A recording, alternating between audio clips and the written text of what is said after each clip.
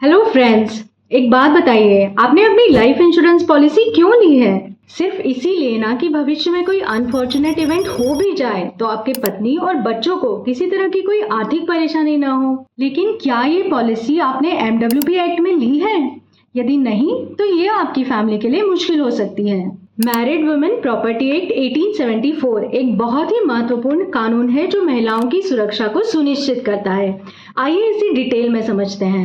Normal life insurance के case में जब भी क्लेम का समय आएगा तो उस समय जो पहला हक है वो बनता है आपके कर्जदारों का, यानी जिनसे आपने कोई लोन या उधार लिया है। मतलब जो रकम आपने अपने पत्नी और बच्चों के लिए सिक्योरिटी के लिए सोची थी वो शायद उन्हें मिल ही ना पाए। मान लीजिए कि आपने 1 करोड़ रुपए की एक नॉर्मल लाइफ इंश्योरेंस पॉलिसी ली है और आपके पास किसी बैंक या संस्था का 50 लाख रुपए का लोन है। अगर भगवान न करे कोई अनहोनी हो जाती है तो उस केस में क्या होगा?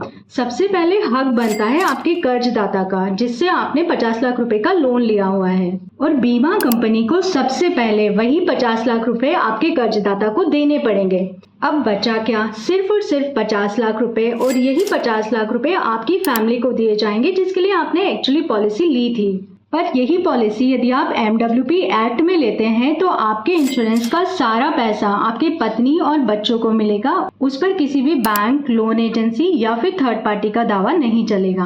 हाँ जी, यही है मैरिड वुमेन प्रॉपर्टी एक्ट, जो आपकी पत्नी और बच्चों के लिए संपत्ति और इंश्योरेंस के पैसे को सुरक्षित करता है। क्या आपको पता है, हर्षद मेहता के केस में ही मार्केट के उतार चढ़ाव की वजह से बहुत सारे बैड डेप्टर्स खड़े हो गए थे, और उस केस में हर्षद मेहता की डेथ के बाद सारे का सारा क्लेम, क्योंकि उन्होंने एमडब्ल्यूपीए एक्ट में पॉलिसी लिया हुआ था, वो सारा क्लेम का अमाउंट उनकी वाइफ और बच्चों को मिला था। आप इसे इंश्योर कैसे कर सकते हैं? जब भी आप अपनी लाइफ इंश्योरेंस या टर्म इंश्योरेंस के लिए प्रपोजल फॉर्म फिल करते हैं तो ये ऑप्शन चुनना ना भूलें।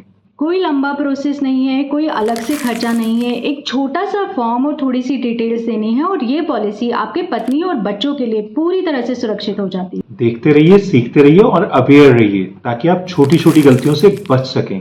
फाइनेंस से जुड़ी किसी भी तरह की जानकारी के लिए आप डायरेक्टली हमसे संपर्क कर सकते हैं, और चैनल को सब्सक्राइब करना ना भूलिएगा।